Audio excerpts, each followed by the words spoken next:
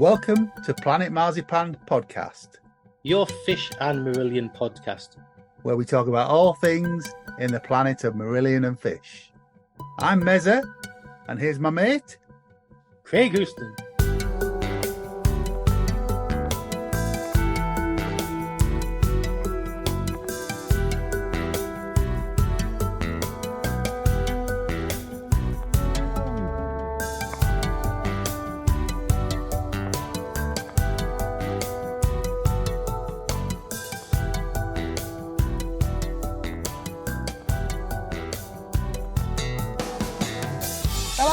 Welcome to Planet Marzipan Podcast. I'm Mezza. I'm here with my good friend Craig. And we have guests. We have returning guests. We didn't scare them off the first time. So we welcome back Georgina Wistow. Hello. And James Levey. Hello. And we have a pod newbie in Fraser Marshall. Hello, Fraser. Hello. The legend that is. Yeah, the legend that is. Got him finally. His legend, his reputation precedes him. Oh dear. We are here to talk about Anoraknophobia. But before we do that, because it's Fraser's first time on the pod, we get to ask him how he first heard about the band. Oh, okay. People get surprised because they think I was into them from the very start, and I wasn't. I remember sort of seeing Kaylee on Top of the Pops and things like that. I didn't really like it because I didn't like Fish's Dirty Mac. I thought it was quite seedy as he's wandering around Berlin, and it sort of put me off a bit, although I quite like Lavender. And then I was round at my friend Jim's house, and there were a whole bunch of us from school, the sort of heavy metal crowd, and sad, tragic men who'd never seen a bear lady and all that kind of stuff. And we used to sit there, drink Fosters, and listen to Bon Jovi, and we were dead cool. And I was quite pissed. And this record came on, and I just remember hearing it going, oh, "What's this?" And it was the start of Clutching at Straws. And I went out, bought it pretty much the next day, had everything within a few weeks, and then Fish left, and I thought, blimey. So it was sort of a kind of weird time to get into the band, I guess, really. And then I suppose in a way it probably made it easier when H came along, that I didn't have so much baggage with Fish, that I was quite open to the idea of the new guy and everything. And just sort of gone on from there, really. And where was the first time you saw them live? It was on the Season's End tour. It was at the Astoria. So it was either the Season's End. I think it was a Season's End tour. Because I saw them at the Christmas tour as well at the Borderline. I think it was, or the Town and Country. Can't remember which one it was. Yeah. That was my first time. Did you see Fish around that time as well, or was that not of interest to you? I saw Fish live for the first time on the Internal Exile tour, and it was Hammersmith Odeon, and he had the misfortune to trip over a part of the stage, I seem to recall. Was that him? I seem to remember that happening. Anyway, it was the one that had lots of corrugated iron along the back fence along the back line and stuff like that. It was a very good show. Yeah. Good indeed. Okay. Well, thank you for answering that. So, Anoraknophobia. Craig, how old were you when Anoraknophobia came out? I was in the ripe old age of 28. This was in the 7th of May 2001. Yeah? 28. Yeah. Okay. Still had all your own right coloured hair. Yeah, I was 29. Mm-hmm. We were spring chickens. I never say how old I was, George, because you could just add 10 or 15 to whatever Craig says. I must have been 30 and I didn't have hair. I was 28 and I didn't have hair. Well, there you go. I think the sad thing is that all of your hair is on my head. If you add it all very together. moment. It's declaring its own postcode right now. We'll start with the Wikipedia entry for Anoraknophobia. Anoraknophobia is the 12th studio album by British rock band Marillion, released in 2001. It is regarded as the first instance of a music recording completely financed by fans in a then unique fundraising campaign, as 12,674 copies were pre-ordered before the album was ever recorded. In an attempt to depart from their neo-prog past for a contemporary sound, Marillion introduced elements of rap, groove, funk, trip-hop, blues, jazz and dub. Although the album received several favourable reviews, it was not a significant commercial success, and its sole single, Between You and Me, did not chart. The group supported Anoraknophobia with a 6-month European tour. Are they describing the right album there? Rap, groove, funk, trip-hop, blues, jazz and dub. You totally wouldn't buy that album, would you? What the hell? So he's just vomited every genre onto a CD. Have that. Now was what I where's call the Music jester? 32. Where's isn't it? krautrock? Where's Yeah. Glitch. grime? So do you guys have any sort of overriding thoughts about that time of the album coming out or the lead up to the album? I think it was a really exciting time because it was, breaking free of the shackles of record company who didn't give two tosses about them. They just wanted to cream off what they could from the existing fan base. And the tours had got smaller, everything had got smaller. But say once we got into 2000, and when Lucy joined and got into 2001, there was a whole new positive atmosphere, the positive kind of way forward. And with the pre-order campaign, everybody was excited about what was coming next, especially with the fact, especially for me, the fact that Dave Meegan was back on board as producer, which kind of gave me the big smile on the face. Yeah, I think that's exactly right. There had been a bit of a sense of, things. We all knew that the albums were being put out as quickly as they were through necessity rather than desire.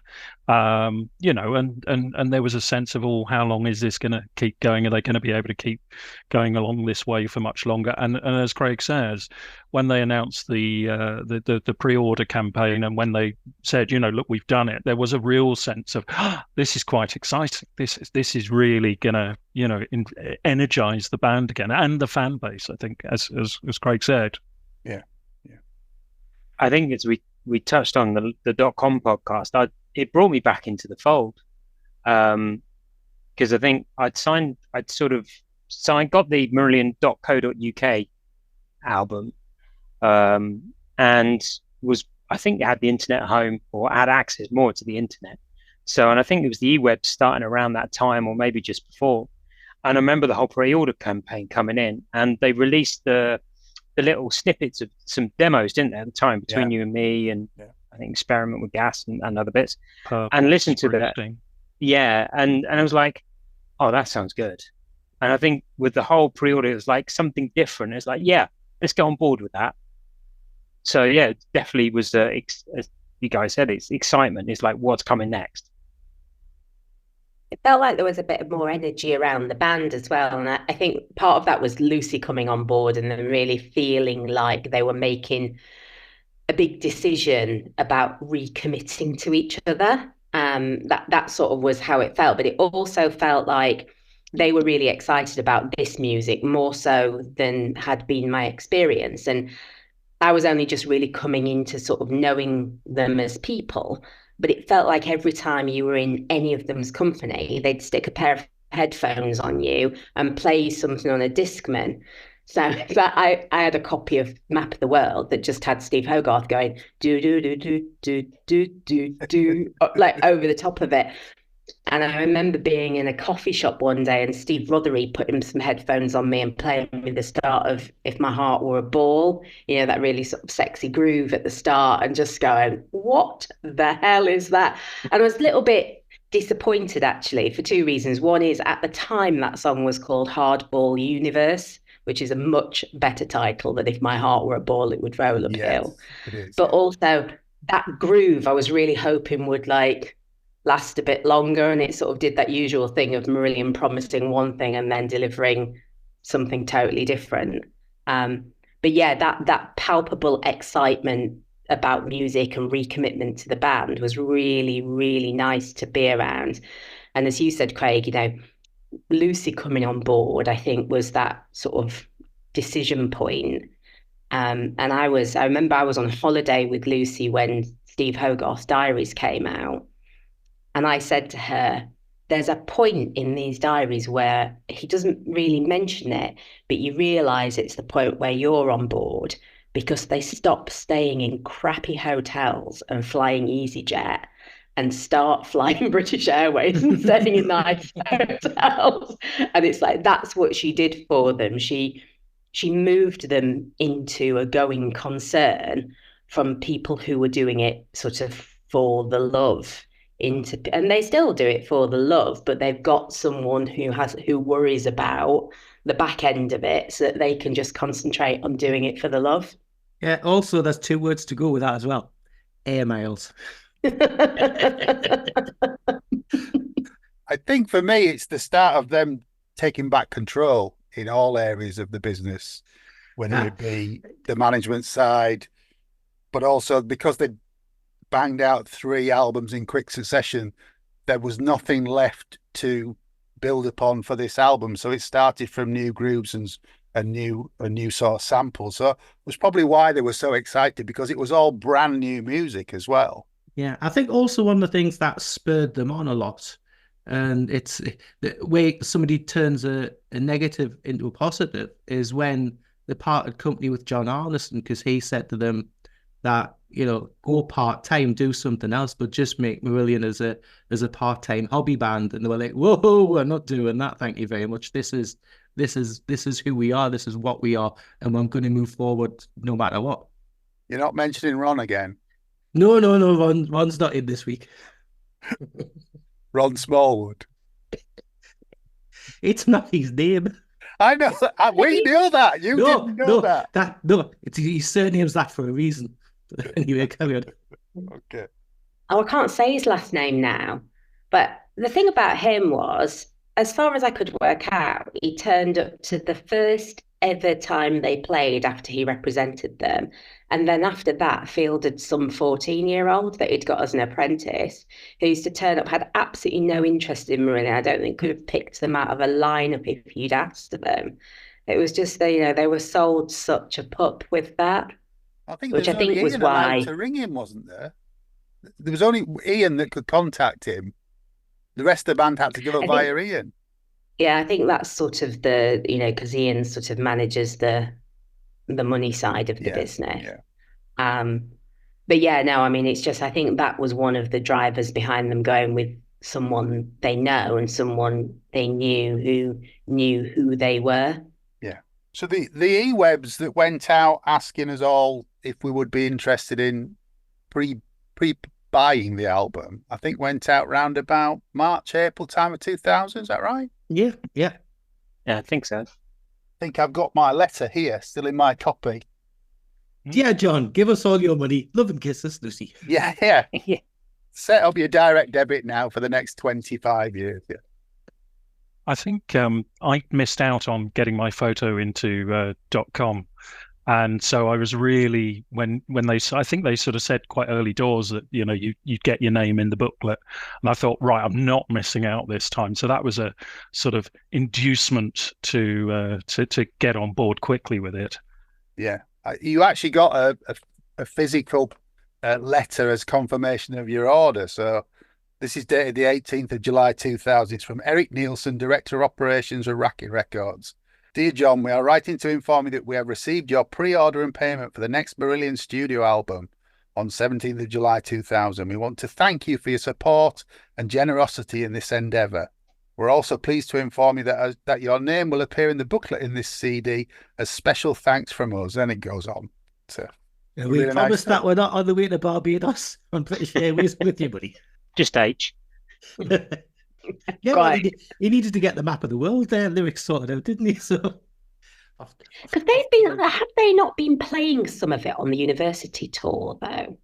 Well, the university tour started 2001, but yes, they did. They played 3 songs on the university tour.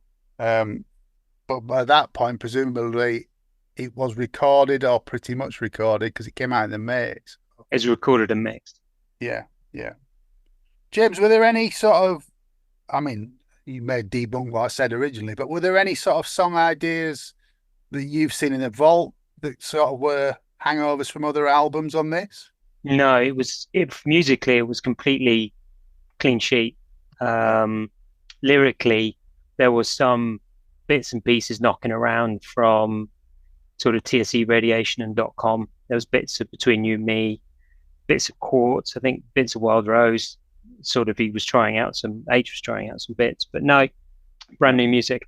Okay. And I think one of the differences, saying the new beginnings, new spurring, Rothers had that loop machine and brought it into the studio, and that triggered a lot of the jams. And his sound is very different on this album, isn't it? Yeah, it's leaning towards Marble. You can see where Marbles was coming from guitar sound. He's sort of expanding his palette even further. Yeah, and I did back into John Collins Separated Out and read the sort of section for Anoraknophobia, and in it, H says he's really proud of the way that Rothers stepped away from his classic sound into something a bit more adventurous, like the sound on 21st Century, that sort of thing. Was it something like a lexicon or something he was using? It sounds familiar, yeah. Because on the tour, he absolutely threw the kitchen sink at it. I mean, when you listen to like Rich from that tour, it's a completely different beast to what it had been. Because Steve Rodman is just, I mean, Mark's got some interesting additions to it, but Steve Rodman is throwing the kitchen sink at it guitar-wise, which, makes it a much more interesting song than it is on the album. Yeah, yeah. A lot more energy in the performances as well. It's really as though they're revitalized. Yeah, and Pete got his groove back, and I think that made a big difference. Whether it was also help, after doing the first Transatlantic album, he almost like sort of stretched his wings a bit like Rothers did when he did his first solo album. Then they went into sounds, because a lot of the jams or the songs like Quartz and If My Heart Were a Ball was all triggered by bass riffs. It's a very groovy album overall, isn't it? But yeah, it's interesting, James, that you're saying it came out of Transatlantic, because that's almost the antithesis of sort of, loops and groove and those kinds of things. Maybe he got it out of his system and then maybe was being, influenced by more contemporary things. I don't know. But it was certainly one of the things I picked up on with the album very quickly, the groove element. Pete, it's often called Pete's album, isn't it? Yeah. Rightly so, I think. And as George has mentioned, another one of the ideas was taking the initial tour to the universities to try and break out into a new, younger audience. And as we spoke with Lucy in what will be the previous episode, it didn't work. No, we all went to the universities and bought the tickets. All us oldies get to see Marillion on the cheap. Yeah. Well, that was where the first crash course came from, because he was pitched at £1 student prices, and it's where we first heard 21st Century, I think, isn't it? That was on that CD, yeah. Yeah. And it was a really exciting, different song, and loved it when I first heard it on the Crash Course CD, and still love it to this day. I remember Lucy being very, very enthusiastic about it online before we'd heard it, because it was so different from everything else that they'd done. And I think it probably is still her favourite from the album, from talking to her recently. I always got the impression that it was the band's favourite. The band was sort of highlighting it as the if you're only going to listen to one thing, this is the one to listen to. Yeah. And yet it's odd, because actually it doesn't get an airing very often. No. In fact, not very much from the album gets an airing these days at all. No. Which is a shame. But I mean, there was quite a long period of time where Quartz was quite heavy in the set. Yeah. And Between You and Me was played quite a lot as well. Yeah. Oh, they had some good touring off the back of it, didn't they? They had several years of touring it around. Yeah. Should we get into the music? We can. One thing I was gonna say is when this was the first time when they did a press release where they were not exactly hostile, but they were a bit confrontational in it. We're challenging the reviewers to give them a fresh look. Because what was I saying that it's an important and contemporary album that is light years removed from anything the band have created in their past. It deserves to be reviewed in a manner that is both accurate and fair. So our challenge to you is firstly, listen to the album, then write a review without using any of the following words: progressive rock, Genesis, Fish, heavy metal, dinosaurs, predictable, concept album. Because if you do, we know that you haven't listened to it. So, yeah, I can imagine the people at Q Magazine going, right, you bastards. I thought it was. I mean, I remember reading that and thinking, "Oh, fair enough." Yeah. It sounded like a completely reasonable description of the album that I was listening to. It didn't sound like, Genesis or any of those sorts of things. But it was interesting that even amongst the fan base, there was a decided split of people who just sort of took offence at the idea they might be trying to distance themselves from the prog tag and just thought, this is awful. How dare they? And we're the people who've supported the band through thick and thin. And, there was a bit of that. So, and I can see why it did put reviewers. I can see why it put reviewers' backs up with hindsight, but I definitely remember at the time thinking, no, it was a fair and reasonable thing to say. And they wanted I to think the challenge album themselves. title divided opinion, though, didn't it? And the cover art. Yeah. I still love Barry. Yeah, I love Barry too. I remember. Oh, I don't know if I can tell that story. I'll tell it, and then you can cut it out if Lucy tells me I'm not allowed to tell it. George is back. If it's Nissan? I was going to say, if it's the Nissan story, we've already been there. Oh yeah, okay. So I got called because at the time I was lecturing. At the time I was lecturing on intellectual property. So I got this call. Could I go to Racket? It was a Saturday, and we went into Racket to have a look at the artwork and to read the letter and see what the problem was. And I sort of did a bit of a risk assessment for them, and it's obviously their choice about how they went forward with it, but I just did a bit of a risk assessment for them. But the funniest thing to me was that whole thing of him carrying a coat hanger because he's a car thief. And it was just such a weird thing because it became such an iconic part of it, like when we did the bottle opener and we used and it's just such an iconic part of it. But it's Barry as a car thief is slightly different to the cute little Barry that we all love. Well, you say slightly different. I mean, unfortunately, he was really, really very similar indeed, wasn't he? Yeah, allegedly. Yeah. I did once find a photo online of it, and you just go, yeah, no, fair enough. I couldn't find anything today. I was looking today. It's been gone for years. I wish I still had it. I don't know where it's gone, but I did have it once. Yeah, I mean, Lucy will have it in an archive somewhere, definitely. But yeah, I remember having to do a dash over to Racket to have a look at it because I used to be their kind of go-to person. In fact, interestingly enough, when it came to the an hour before its dark cover, I got an inquiry from a member of the band about something they wanted to put on that cover. So even now, I still occasionally answer questions about intellectual property, which is quite interesting since I haven't been in that game for quite a long time.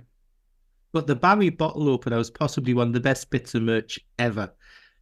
Still going strong. Oh yeah, that was a hefty bottle opener. You can break a window with that. It's stuck to the fridge still.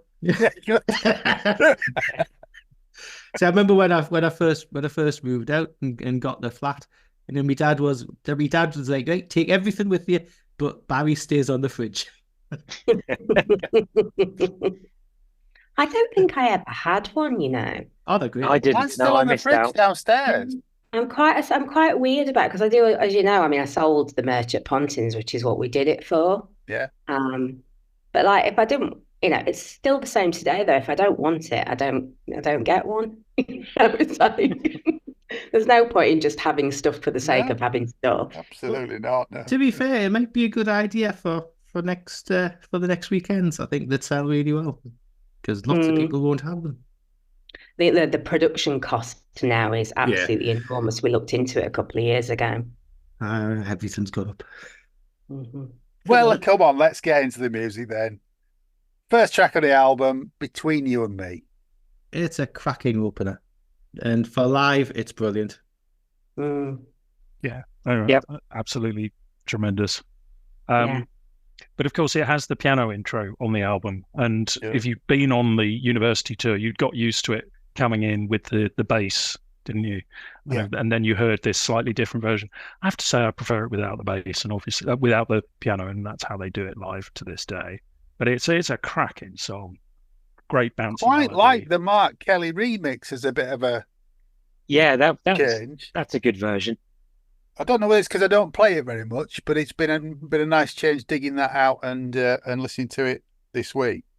At one point during the writing, it had a different intro, had a more, I think, more bass heavy intro. More bass heavy.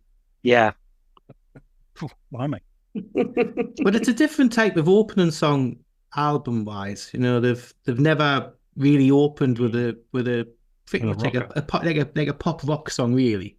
You know, usually they're a bit intense, you know, like your Splintering Hearts or, you know, quite worthy, like King of Sunset Town and stuff. But this is just this. I think it's meant to just bang into the album. yeah. This is the new Marillion. We're here. Yes, Sets the energy level, doesn't it? Yeah, and it was one of the first fully ideas that came out of the jams, and sort of almost set the tone. And it was one of the first songs they worked on, and the first one they recorded. It's interesting, isn't it? Because it's such a confident sounding song. You know, it's got real swagger to it, which is not something that historically you've sort of associated with Marillion, particularly swagger, I guess hooks maybe, but it's not.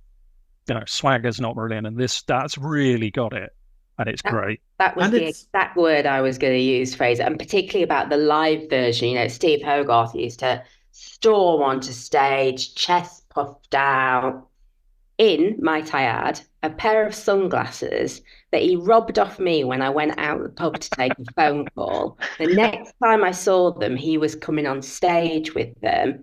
He wore them for that entire tour where he'd come on stage, sing the first bit, throw them into the pit.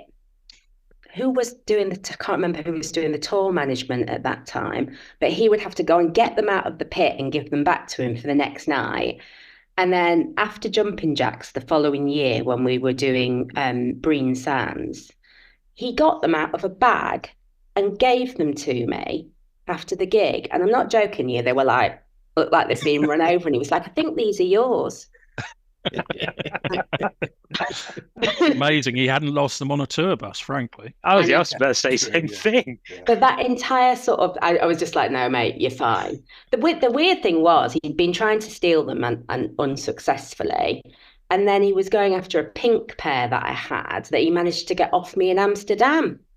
So I couldn't work out where they were until in those days you got your film developed, and I got my film developed, and there's a picture of Steve Hogarth wearing my sunglasses. That's where they are. But that swagger of him coming on stage, it was almost like, okay, we've done it now. You know, we've made this album. You lot have bought it. We're going to sell it to you, and you're going to love it. And it was almost like much different, I think, to the way they had come on stage for the last two album tours, which had been slightly apologetic, in my opinion.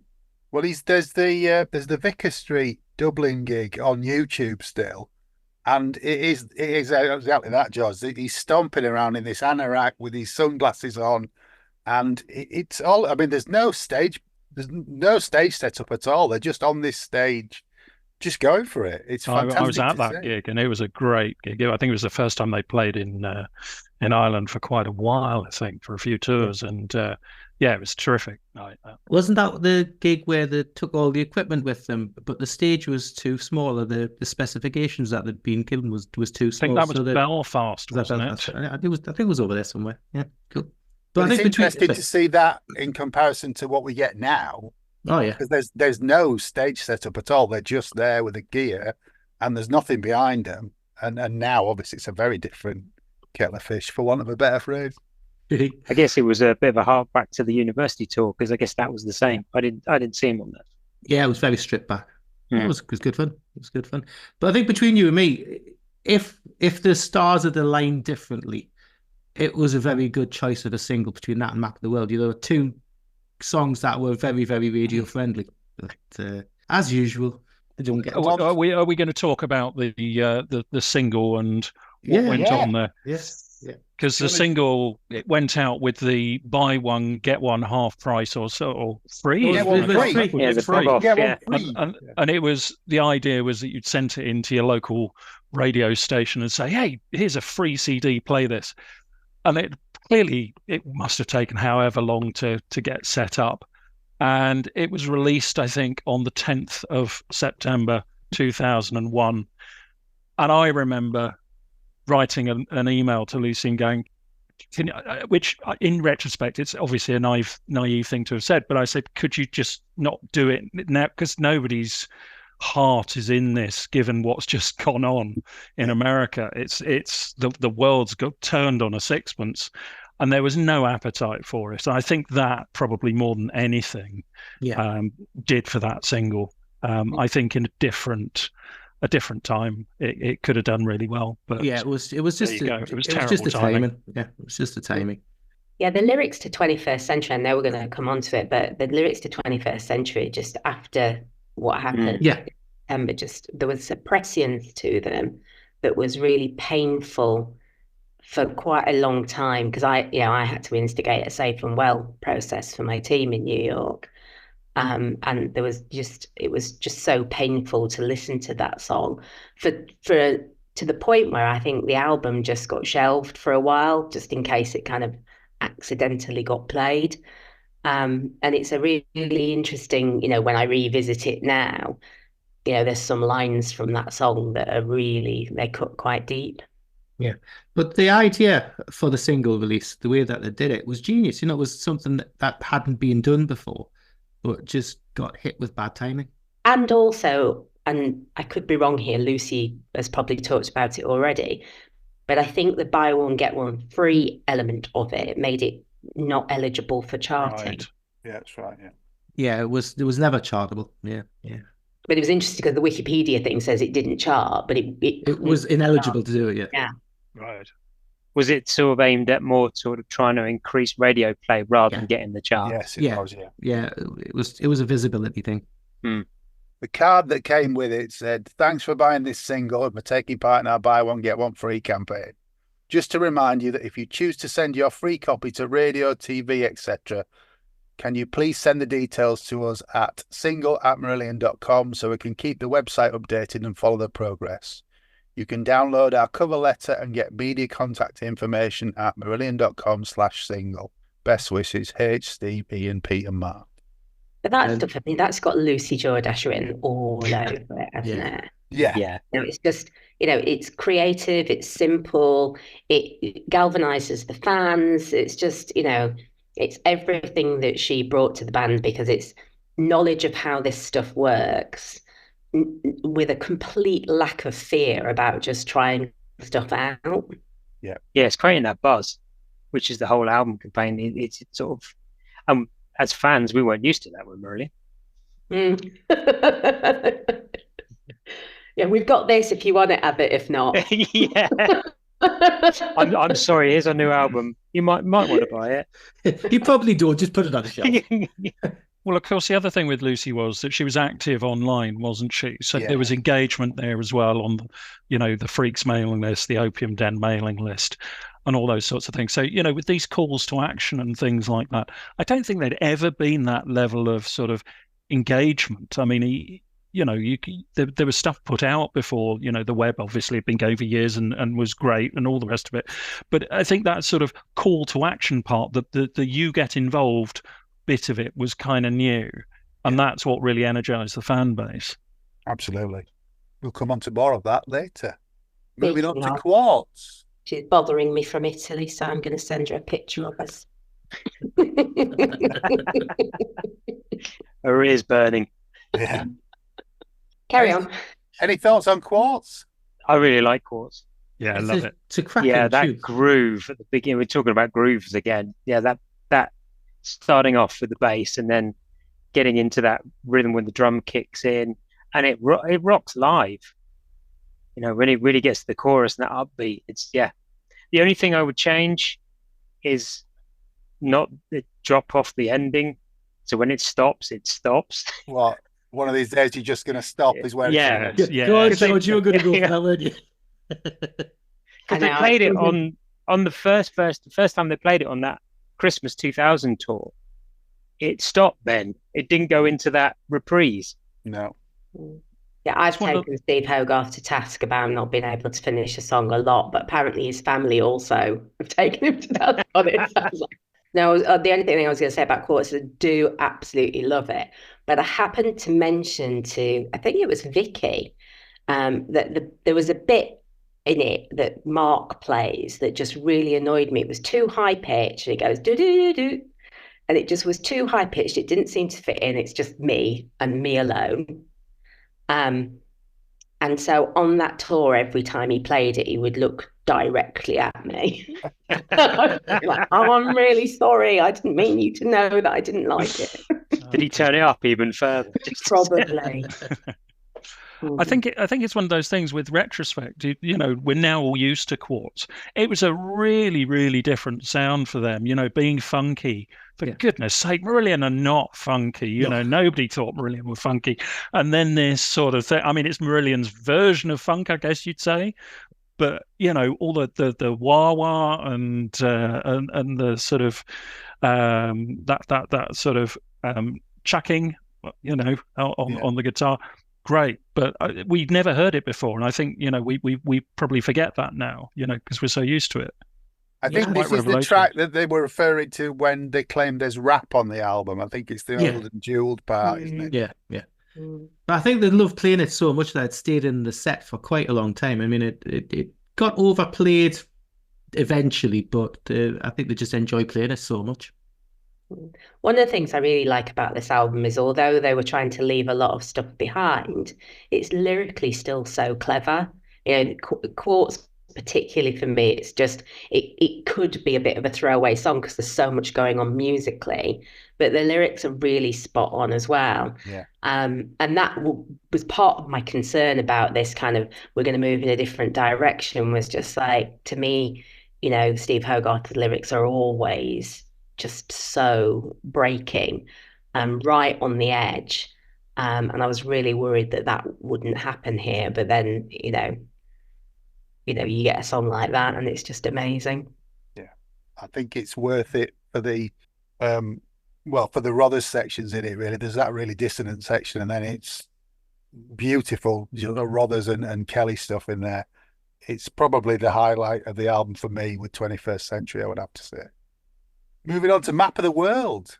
Oh, this could have been Kaylee Part 2 if the stars had aligned.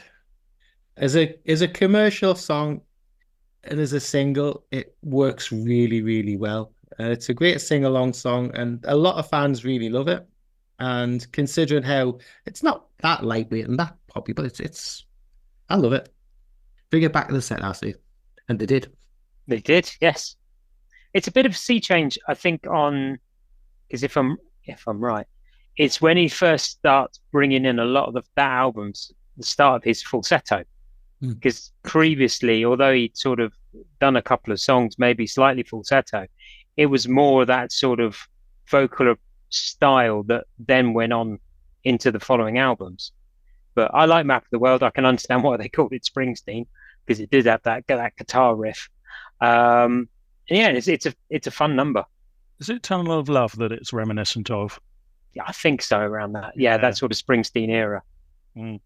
It's I mean, it is simple, but it works, doesn't it? I mean, sometimes some of the sort of more simple songs I felt I'm wondering how candid to be. Sometimes they've released the sort of more poppy songs, and I've found them over embellished.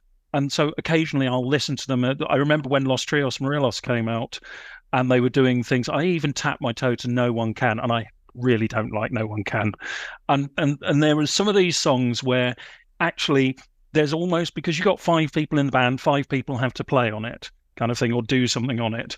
And sometimes actually they need stripping back and letting them breathe.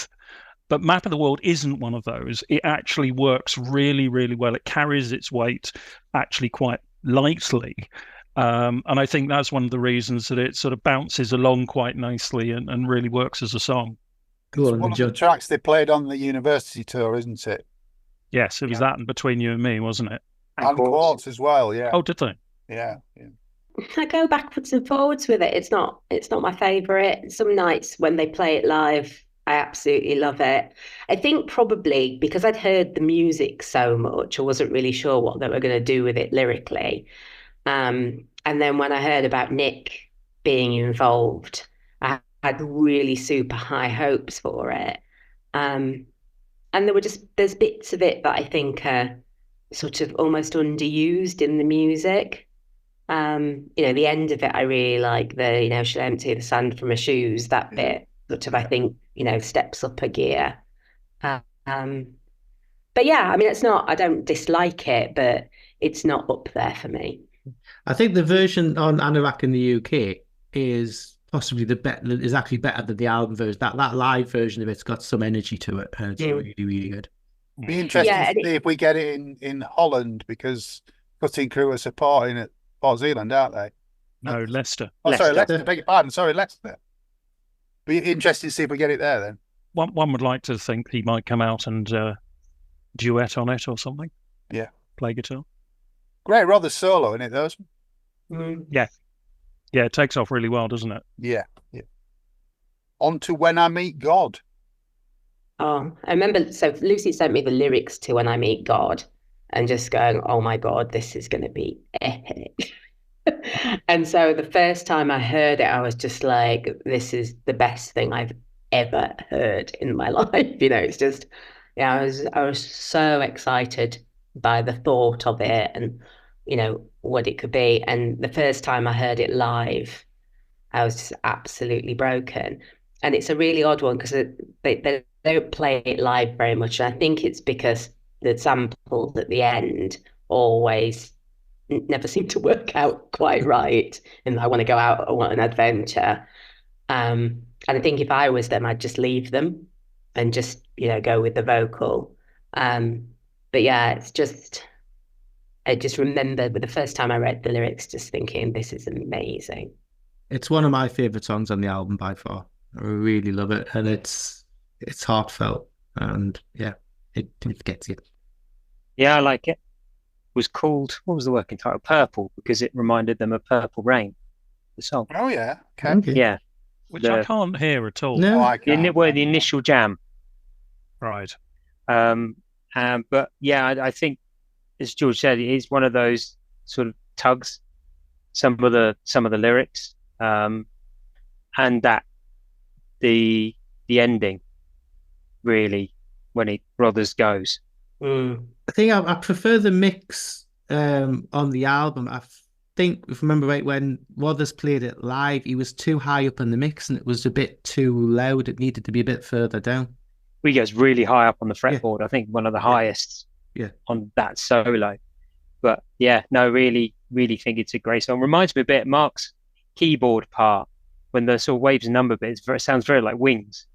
That sort of Wings. Yeah. If Okay. you listen, or Wings or McCartney, if you listen to one of their songs, I can't remember which one it is, but it's got a very similar sound. Yeah, should listen out. I'm a big McCartney fan, but I don't know what we're on about. I'll try and track it down and I'll message you. Okay. It's a hard listen, isn't it? I was just recalling that it's got all the samples at the end of the news clips of Sarah Payne, Damilola Taylor, Concord. Yeah, there's a bomb in the Middle East of explosion or fire in Volendam in the Netherlands. It's pretty bleak and harsh stuff at the end there, and it sort of really places the sort of, what kind of mother leaves a child to play in the traffic, and it really illustrates the how heartfelt that line is and everything. It's an interesting one. I as an atheist, there's a couple of songs on this album which sort of almost ting my bells, because songs about God I'm not particularly interested in.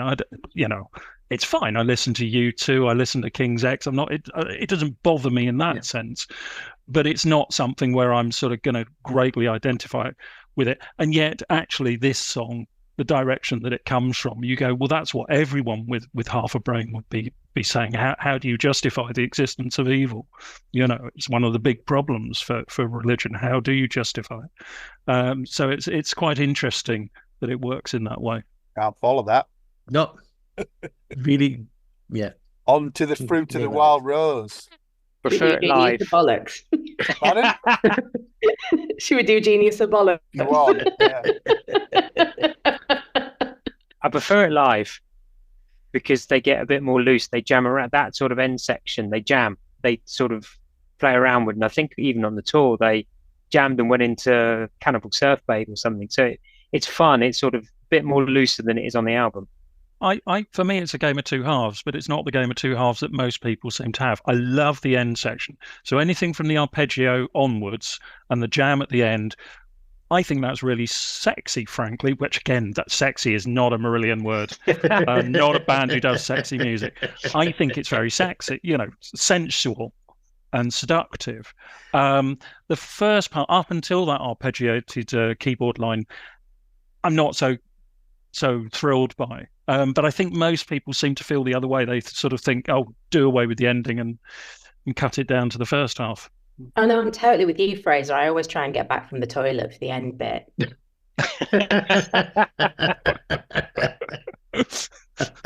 And how often do you make it?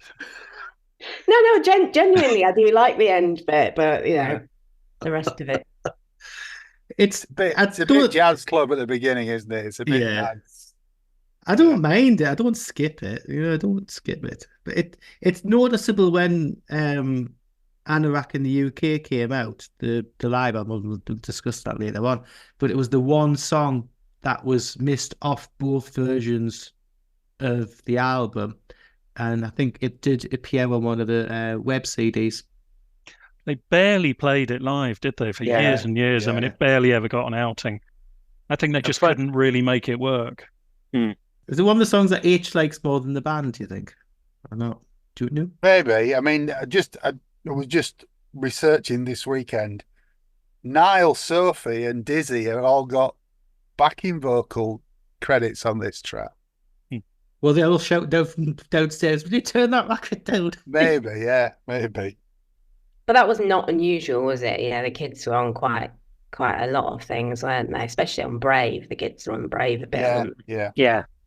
And funnily enough, John, the working title was Jazzy. Was it? Well, yeah. Okay. Moving on to Separated Out. We wouldn't lie to you, folks. It's a killer live.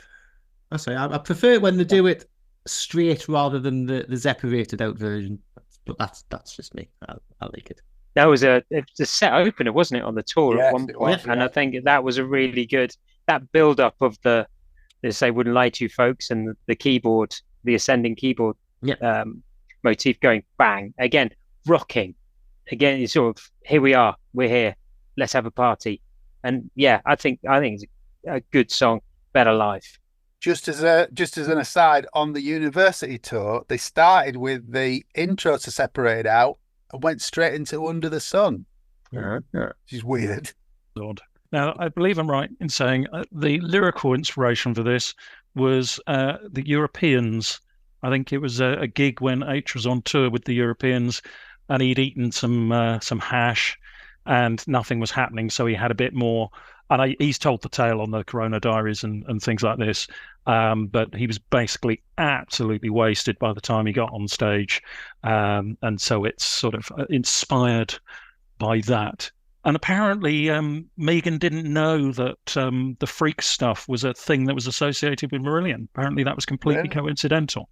Yeah. Who's the film by? Todd Browning, 1932.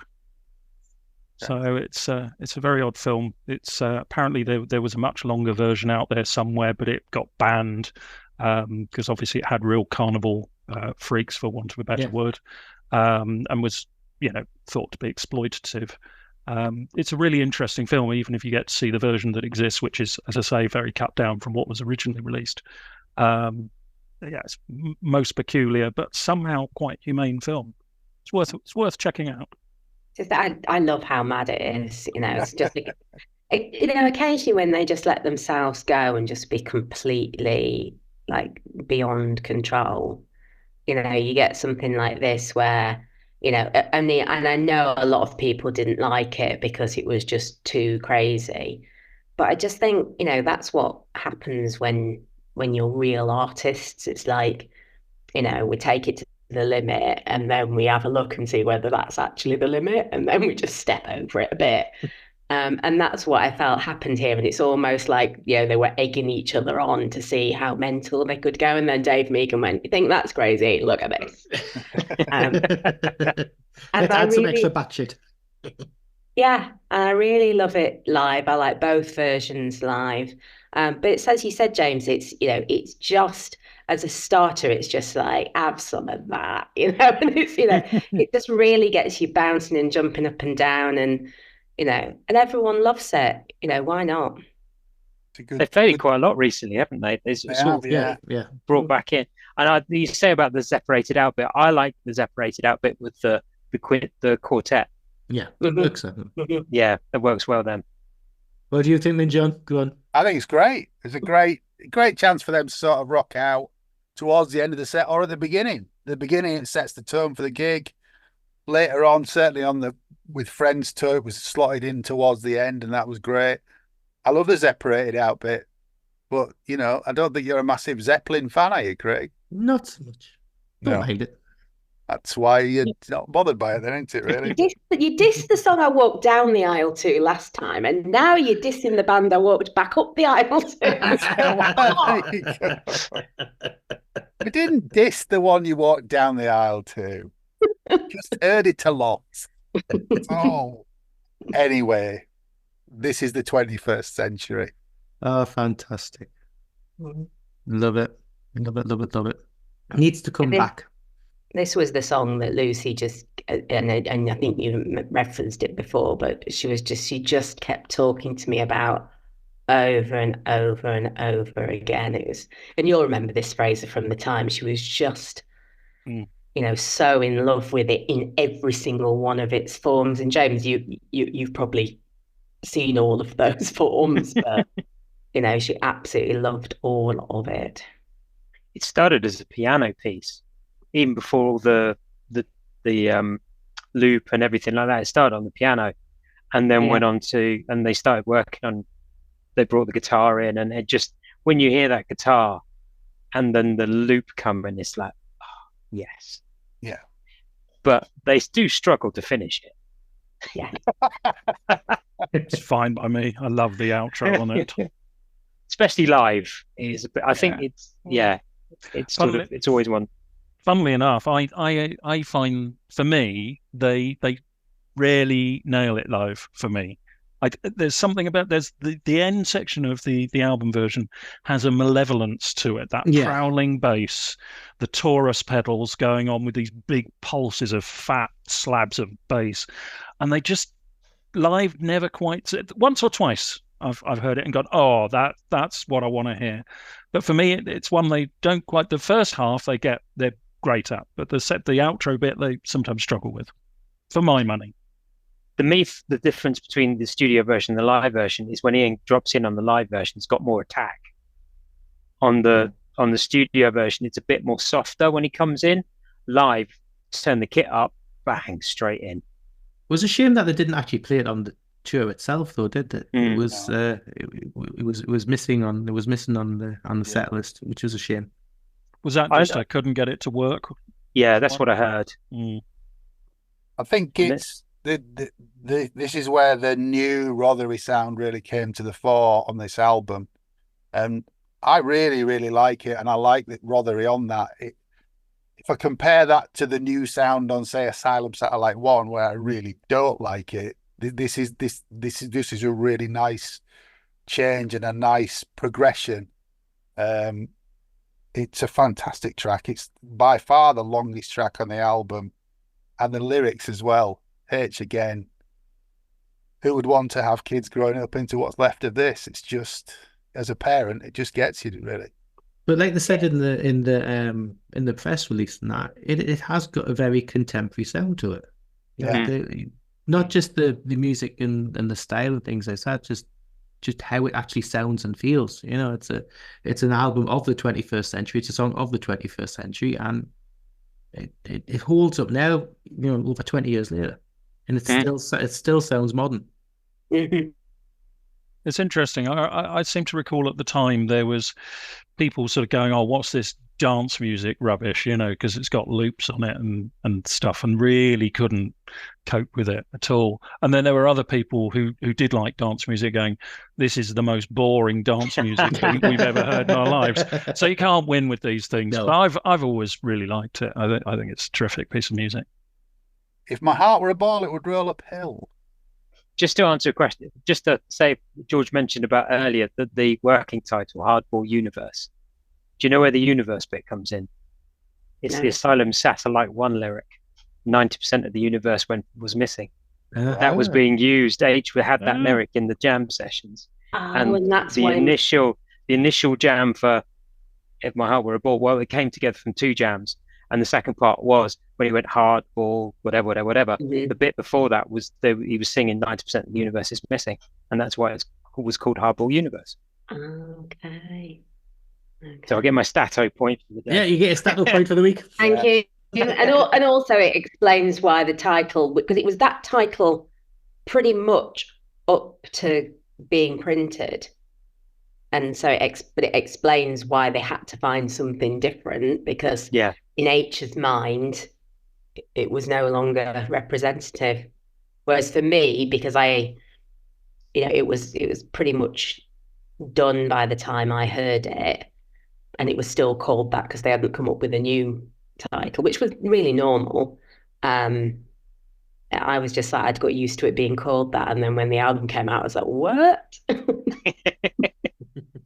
But I love the start of it, as I say, when Steve Rothery played that to me, I was just like, wow, this is just so great. And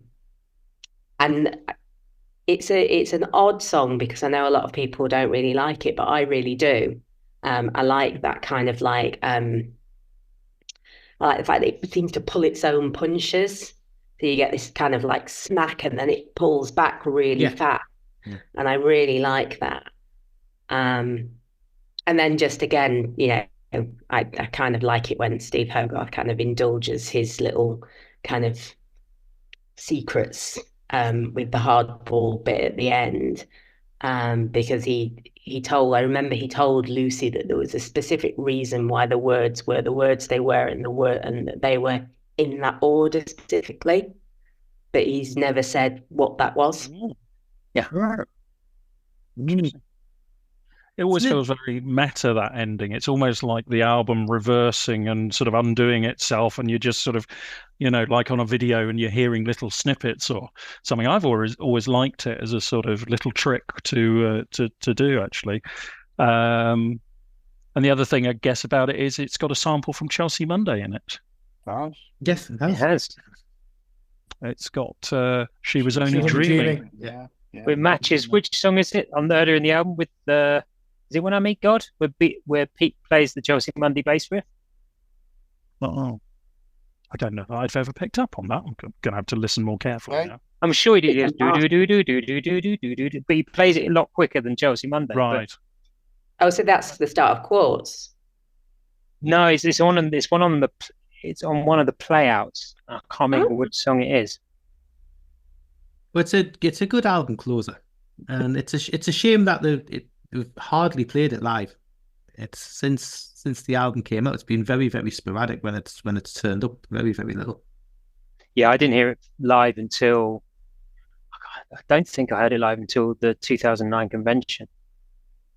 I mean, it's interesting, George, you saying that there's a reason the words are in that particular order, because I was thinking before you said that, it must be an absolute swine to try and remember the order on that when you're doing it live. What until today I thought were disconnected snippets from the songs. And it's also got Will to Win, hasn't it, from number 1, because that was intended for the album at one point. Yeah.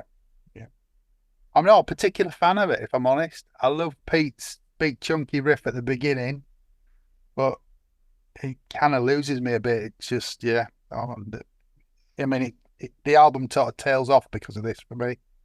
But horses for courses. Would you change the album running order? I might end with 21st Century if I'm honest. But Just not put it on at all. no, it's all right. It's okay. It's all right. It's not an album ender for me, but I guess you could put it between When I Meet God and Fruit of the Wild Rose, because they're both quite long ones. You could have it in between that as a sort of punchier, rockier one, I guess. And if you were to put number one into the album, where would you put it? I mean, I can see why they didn't put it on. It doesn't really fit. It's so sonically different. Yeah. Don't know where you'd put it, really. There's too much noise, really, elsewhere, isn't there?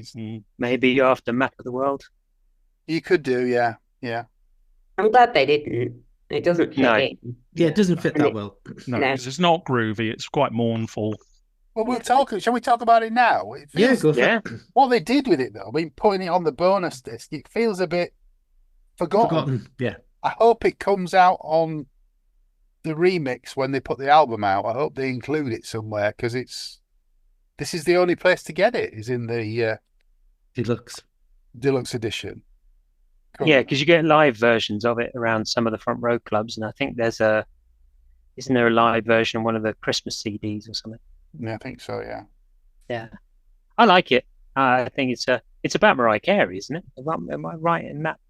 I think it's certainly alleged. I believe. Yeah. Here we go.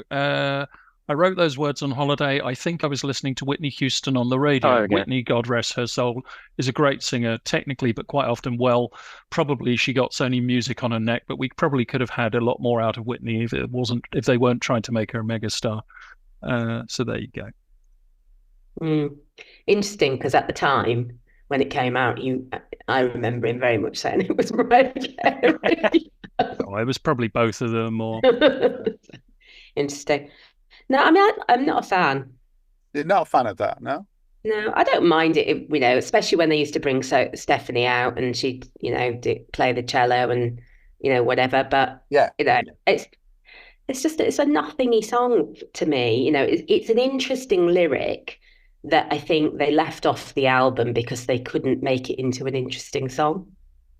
Yeah. It does sound like a B-side, doesn't it? Yeah. Yeah. It was tried out on a few different jams, but nothing really took. So I can see why they hung the one on the piano motif, a bit like Memory of Water, sort of similar way of coming together, him and Mark. Okay. So the rest of the songs on the bonus disc? Yes. You've got Fruit of the Wild Rose demo, Separated Out demo, and the Mark Kelly remix of Between You and Me. Because the one on the single was an edit of that.